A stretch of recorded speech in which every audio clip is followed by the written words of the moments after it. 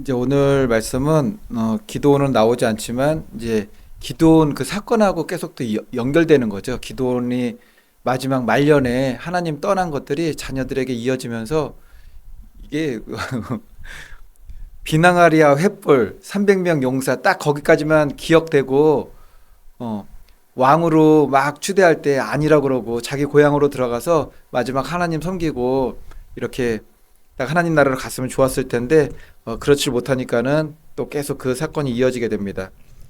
40년간 이스라엘을 이제 평안으로 이끌었습니다. 미디안 손에서 이제 구원하였습니다.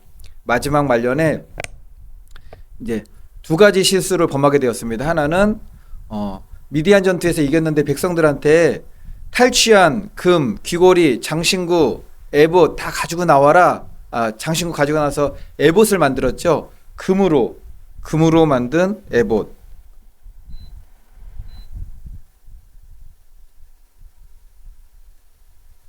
바람에서 이게 소리가 나는군요, 이게. 그 훗날 그 에봇, 금으로 만든 에봇을 갖다가 실로에다 놔야 되는데 자기 집 거기에다 놨잖아요. 놓으니까는 우상이 됐어요. 그 에봇만 보면 오 하나님 그러면서 음란에 빠지게 된 거죠. 그리고 또 하나 실수는 여러 명의 아내를 거드렸어요. 무려 아들만 72명이에요. 사실은 정확히 70명이 죽었고 아비멜렉이 그 일을 했고 마지막에 요담이 남아가지고 이제 막 그렇게 하게 되죠. 그 때문에 기드온이 죽고 난 다음에 70명이 넘는 아들 중에서 왕이 되고자 했던 첩의 아들 아비멜렉 70명 형제들 다 죽이면서까지 그 자리에 올라갔고 오늘 또 이 비참한 자신도 결말을 맞게 됩니다. 이제 기드온은 사사로 활동할 당시에 너무나 대단한 믿음을 보여주었습니다. 그 때문에 기드온과 300명 용사는 믿음의 용사로 불리는 거죠. 그럼에도 불구하고 우리는 언제든지 넘어질 수 있다라는 거죠. 가장 안타까운 게 다 하고 난 다음에 말년에 실수, 하나님을 떠나는 실수, 자기가 하나님 앞에 이게 다 올려드렸던 그 상급을 허물어뜨리는 실수라는 거죠. 그래서 인간은 언제든지 실수할 수 있고 언제든지 넘어질 수 있습니다. 언제든지. 고린도전서 10장 12절 말씀. 그런즉 선줄로 생각하는 자는 넘어질까 조심하라. 이 말씀을 우리가 항상 거울 삼아서 나 자신을 돌아봐야 됩니다. 오늘 전체적으로 말씀은 기드온에게 72명의 아들이 있었습니다. 세겜 출신 그 첩에서 난 아비멜렉이죠. 왕이 되겠다고 형제들 70명 다 죽였습니다. 누구만 남았냐면은 기드온의 막내 아들 70명 다 죽었어요. 다 죽고 첩의 아들보다도 더 늦게 태어났나 봐요. 막내 아들 요담만 남아가지고 목숨만 건졌습니다. 살아남은 한 명, 그 요담이 뭘 했느냐면은 아비멜렉이 뭐 배달은 뭐 이복 형제들이지만 다 형제들이잖아요. 형제 70명을 죽이고 왕이 되었다라는 소식을 들었습니다. 그랬더니 그리심산으로 올라갔죠. 그리고 아비멜렉을 왕으로 삼는 세겜 족속들에게 외치는 거예요. 가시나무를 왕으로 삼는 나무 이야기를 하는 거죠. 아주 대단하고 훌륭한 나무들도 많은데 그 중에서 가시나무가 틱 튀어나왔는데 왕으로 삼았어요. 이런 거는 뭐 어느 시대든지 적용할 수 있는 말씀이죠. 지금 우리의 현 시대에도 적용할 수도 있는 말씀이에요. 말씀을 보니까는 왕으로 추대받은 네 종류의 나무가 나옵니다. 감람나무 얼마나 귀해요. 성경에서. 무화과 나무 때를 나타내고 포도나무 이게 열매의 상징 아닙니까? 끝으로 가시나무 감람나무, 무화과나무, 포도나무 이런 나무들은 모두 다 훌륭한 나무들이죠. 기름도 나오죠. 감람류 기름도 나오고 무화과나무 열매가 나오고 뭐 향도 좋고 포도나무는 더 이상 뭐 말할 것도 없죠. 성령의 열매를 우리가 이야기할 때 바깥에다 우리가 포도송이 붙여놨는데 그 열매를 상징할 때 포도를 합니다. 쓸모없는 가시나무 땔감으로나 써야 돼요. 땔감으로나. 비교가 안 되는 값진 나무들이 있는데 가시나무가 쫄래쫄래 나와가지고 왕 되겠다고 하니까 그걸 또 왕 삼은 이들이 있었던 거죠. 그런데 말도 안 되게 가시나무가 왕이 되었습니다.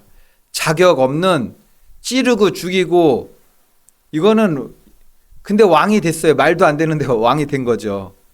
이걸 비유한 겁니다. 그럼 여기서 중요한 거는 나 자신에게 비춰볼 때 나는 어떤 나무인가? 어떤 나무인가? 우리가 성막을 배울 때 조각목 그렇게도 이야기하는데 우리가 알고 있는 뭐 아카시아 그 나무는 아니지만 어쨌든 그쪽에서도 쓸모없는 나무예요. 그런데 하나님께서는 그 나무 자체를 쓰시는 건 아니죠. 그 나무에다가 금을 덧입히시잖아요. 그러니까 우리가 다 질그릇입니다. 내 안에 예수 그리스도가 보화되면은 우리가 보화를 담은 질그릇이지만 그때는 질그릇이 아니라 보화를 담은 그릇이 되는 거죠. 그렇게 쓰임을 받습니다. 근데 질그릇 하나 뜰링하면은 그거는 아닌 거죠. 가시나무가 그랬어요. 아무것도 없는데 그냥 가시를 달고 나와서 왕이 되어버린 거죠. 근데 나는 어떤 나무인가? 감람나무가 되어야 되고 포도나무가 되어야 되고 때를 따라 과실을 맺는 무화과나무. 무화과나무는 나무에서 직접 딴 거 드셔보셨잖아요. 이게 정말 맛있어요. 첫 번째 무화과나무에 대한 말씀이 이제 8절에 나옵니다. 8절 말씀을 잠깐 볼게요. 하루는 나무들이 나가서 기름을 부어 자신들 위에 왕으로 삼으려 하여 감람나무에게 이르되 너는 우리 위에 왕이 되라. 이 사람들이 처음부터 가시나무를 세우지 않았어요. 감람나무에 가서 우리 왕이 좀 되게 해주십시오. 왕이 되소서 그랬더니 너는 우리 왕이 되라. 그런데 만약 나무들이 나에게 찾아와서 이런 요구를 한다면은 예, 왕이 되겠습니다. 저밖에 없죠. 그러면은 가시나무가 되는 거죠. 나는 왕이 될 자격이 없다고 사양할 것인가 아니면 그거를 갖다가 덥석 받을 것인가. 감람나무가 뭐라고 얘기하느냐면은 9절 보니까는 감람나무가 그들에게 이르되 내게 있는 나의 기름은 하나님과 사람을 영화롭게 하나니 내가 어찌 그것을 버리고 가서 나무들 위에 우쭐 대리요. 감람나무, 포도나무, 무화과나무 이들이 다 대답하는 얘기가 뭐냐면은 나는 그런 거예요. 겸손해서 저는 자격이 없습니다. 그 얘기를 하는 게 아닙니다. 자격이 있다 없다, 나는 왕의 일을 할 수 있다 없다, 그 얘기를 하는 것이 아니라 나는 그 일을 하도록 만들어지지 않았다는 거죠. 내가 할 일이 있다는 거예요. 나는 그 기름으로 하나님 앞에 영광 돌리고 사람에게 유익을 주는 그 일을 하는 건데 왕의 자격이 있다 없다, 너희들이 보기에 능력이 있다 없다, 그게 아니에요. 그냥 나의 사명은 왕의 사명이 아니라는 거죠. 내가 할 사명이 있다라는 거였습니다. 무화과 나무도 포도나무도 왕이 될 수 없다고 말하기는 마찬가지였어요. 왜 이 나무들이 그렇게 원하는 이들이 있는데도 왕의 자리에 오르지 않았겠습니까? 자신이 하나님 앞에서 어떠한 자리, 어떠한 위치, 무슨 일을 해야 되는지를 분명히 알고 있었다라는 거죠. 이게 자기의 사명을 알고 있는 겁니다. 우리가 이제 직분이 있더라도 어디까지가 내가 해야 될 건지를 분명히 알게 되면은 그 자리에서 아름답게 끝내고 내려올 수가 있는 거죠. 근데 내 자리가 아닌데 자꾸 올라가려고 그러면은 이게 말썽이 엄청 생기는 겁니다. 그래가지고 왕이 되고 안 되고는 능력 있다 없다가 아니라 하나님께서 나를 그 자리에 보내셨는가 보내시지 않는가, 하나님께서 나는 지금 어느 자리에 있어야 될 자리인가를 분명히 아는 거죠. 감람나무가 자신의 사명을 이야기할 때 뭐라 그러죠? 나의 기름은 하나님과 사람을 영화롭게 하나니, 그 자리예요. 가장 빛날 수 있는 일, 내가 가장 잘할 수 있는 일을 말하는 거죠. 성경 보면은 감람나무는 정말 귀하게 쓰이잖아요. 왕과 제사장 임직식 할 때 머리에 이제 기름을 붓죠. 그리고 성막을 밝힐 때도 감람류가 쓰였어요. 레위기 24장 2절 보니까는 이스라엘 자손에게 명령하여 불을 켜기 위하여 감람을 찍어낸 순결한 기름을 내게로 가져오게 하여 계속해서 등잔불을 켜둘지며. 그러니까 우리도 그거죠. 우리도 왕이 되어달라고 한 거는 계속 우리를 올리는 거죠. 높이는 건데 성도는 그게 아니죠. 우리의 가장 귀한 사명은 뭐죠? 겸손히 하나님을 섬기고 정말 이웃을 섬기고 세상에 빛과 소금이 되는 거죠. 빛도 보면은 이게 너무 밝아가지고 우리에게 유익을 주는데 뭐 이게 실체가 없어요. 보니까는 이게 살아있고 생명력이 있는데 너무나 이게 귀한 건데 이게 뭐 자기가 드러내려고 그런 게 아니잖아요. 그냥 빛으로 사는 거죠. 빛으로. 소금도 그러죠. 소금도 정말 진짜 맛을 내려면은 다 녹아지잖아요. 녹아져가지고 소금이 들어가는 것은 부패치 않는다고 그러는데 그 사명을 감당하고 온데간데 사라지는 거죠. 그래서 성경 보면은 그래도 너무나 아름답게 그 끝을 맺은 사람이 사람 보기에는 너무나 어려운 마음이 될 수도 있지만 세례 요한이 그래요. 정말 예수님 앞길을 예비하고 왕이 잘못했을 때 바르게 이야기를 하다가 목이 딱 잘려가지고 순교하게 되는데 이름도 없이 빛도 없이 광야에서 외치는 자의 소리로 사명 감당하고 하나님의 나라에 들어가게 되었습니다. 이처럼 감람나무는 자기가 어느 위치에서 무엇을 하며 무엇을 할 때 하나님을 영화롭게 하는지를 너무나 잘 알고 있습니다. 또 무화과나무는 자기가 왕이 되어달라는 나무들에게 뭐라고 말하냐면은 11절 보니까는 무화과나무가 그들에게 이르되 나의 단 것과 나의 아름다운 열매를 내가 어찌 버리고 가서 나무들 위에 우쭐대리요 한지라. 다 동일해요. 하나님께서 나에게 주신 일이 있고 내가 그거를 베풀고 흘려보내야 되는데 내가 있어야 할 자리 말고 다른 데 나 갈 수 없다라는 거죠. 단맛. 온유한 게 단맛이잖아요. 온유한 분들 보면은 겸손한 분들 보면은 성내지 아니한 분들 보면은 무례히 행하지 않는 분들 보면은 단맛이에요. 고린도전서 13장. 사랑이 달콤하잖아요. 세상은 그것을 어떻게 하는지 사랑을 뭐 그렇게 표현도 하는데 사랑이 단맛입니다. 단맛. 무화과나무가 낸 단맛.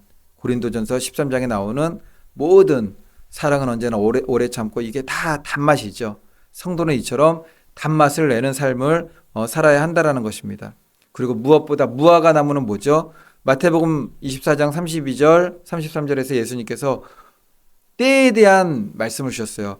무화과나무의 비유를 배우라. 그 가지가 연하여지고 잎사귀를 내면 여름이 가까운 줄 아나니 이와 같이 너희도 이 모든 일을 보거든 인자가 가까이 문 앞에 이른 줄 알라. 우리 가초신앙이 무엇입니까? 지금 세상에서 막 높여지려고 이름 내려고 우리뿐만 아니라 모든 사람들이 마찬가지예요. 지금이 어느 시대인지 안다면은 자기 이름 내려고 막 이게 발버둥 치는 거는 너무나 어리석은 일인 거죠. 인자가 가까이 곧 문 앞에 이른 이때 우리는 하나님 앞에 아름다운 열매 드리기 위해서 힘써야 된다는 것입니다. 포도나무도 동일하게 얘기했어요. 자기에게 왕이 되어달라는 나무들에게 13절 보니까는 포도나무가 그들에게 이르되 하나님과 사람을 기쁘게 하는 내 포도주를 내가 어찌 버리고 가서 나무들 위에 우쭐대리요. 다 이야기해요. 우쭐대는 거라고. 내가 있는 위치에서 벗어나서 더 높은 곳에 올라가는 거는 우쭐대는 거예요. 그게 사람의 마음이 그런 거죠. 이게 교만인 거고 자랑인 거고 내가 해야 될 일이 아닌 것을 어색한 옷을 입고 있는 거죠. 어색한 옷을. 포도주는 성령 충만이죠. 성령 충만. 정말 성령 충만하면은 하나님의 영광만 구할 수 있습니다. 성령 충만치 않으니까 우리가 세상의 영광 구하고 높아지기를 구하는 거죠. 성령 충만. 성령 충만의 삶이 뭐죠? 갈라디아서 5장 22절로 25절 말씀. 오직 성령의 열매는 사랑과 희락과 화평과 오래 참음과 자비와 양성과 충성과 온유와 절제니 이 같은 것을 금지할 법이 없느니라. 사랑과 희락과 화평과 성령의 열매들이 나오잖아요. 이 모든 것들이 종합되면은 마지막 엑기스로 내 삶에 나오는 열매가 뭐냐면은 갈라디아서 5장 22절에 성령의 열매를 22장 23절에 얘기한 다음에 그걸 종합적으로 한 말씀이 다음 절 24절에 나와요. 정말 성령의 열매를 맺는 사람들의 마지막 모습은 그리스도 예수의 사람들은 육체와 함께 그 정욕과 탐심을 십자가에 못 박았느니라. 예수님도 마지막으로 보여주신 게 이거잖아요. 마지막으로 보여주신 게 죽은 나사로를 살리고 기적을 행하고 산상수훈을 전하시고 그것도 모든 하나님의 사역이었지만 마지막으로 우리에게 보여주신 것은 십자가에서 죽으시고 부활하신 거예요. 우리도 주님 앞에 나아갈 때 마지막으로 보여될 거는 이 땅에서 많은 열매들이 있을 겁니다. 하나님의 사람으로 살아가면서 믿음의 많은 열매들이 있겠지만 하나님 앞에 마지막에 설 때 우리의 모습은 나의 옛사람은 그럼에도 불구하고 다시 한번 십자가에 못 박고 탐심을 십자가에 못 박고 주님 앞에 부활의 영광 그리스도 예수의 사람으로 다시 한번 거듭나는 것이 우리의 마지막 모습이면은 이거는 너무나 기쁘게 정말 구원을 외치면서 할렐루야 외치면서 천국에 들어갈 수 있는 거죠.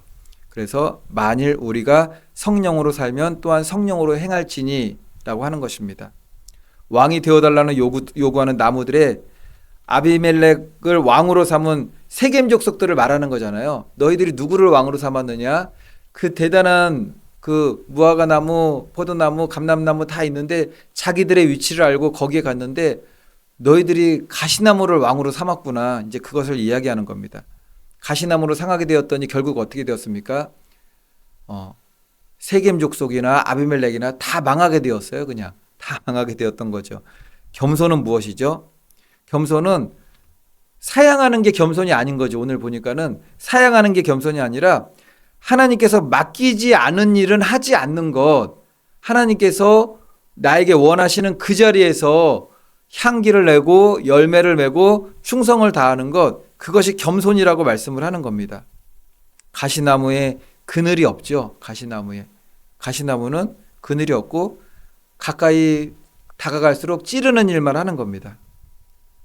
가장 중요한 것, 나는 가시나무인가 감람나무인가 포도나무인가 무화과 나무인가 그걸 돌아보는 것이 가장 중요합니다. 가시나무가 말했죠.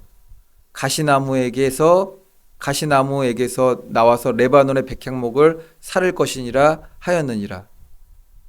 레바논의 백향목을 다 사른대요. 나에게서 막 다 사르고 그 가시나무죠. 가시나무. 말씀의 결론입니다. 하나님께서 우리의 원하시는 것은 여기서 우쭐된다는 말씀이 나오잖아요. 그대로 성경에 나와요. 우쭐된다. 내가 있어야 될 자리가 아닌 높은 자리에 올라가서 우쭐대는 거예요. 우쭐. 그러니까 나중에는 결국에는 다 망합니다. 그 우쭐대면서 서 있는 것도 잠깐이죠. 다 망해요. 왜냐면은 그 주권이 하나님 앞에 있기 때문에 그래요. 하나님 앞에 있기 때문에. 바라기는 감람나무처럼 늘 기름을 흘려보내는 예수 그리스도의 복음이죠. 흘려보내는 무화과 나무처럼 때에 따라 단맛을 내는 때에 따라 복음을 전하며 영혼을 구원해내는 그런 단맛을 내며 포도나무처럼 늘 열매 맺다가 마지막에는 그리스도와 함께 나의 모든 이 땅에서의 모든 것들을 십자가에 못 박고 부활의 영광으로 참여하는 저와 성도님들 모습 될 수 있기를 예수님의 이름으로 축원을 드리겠습니다.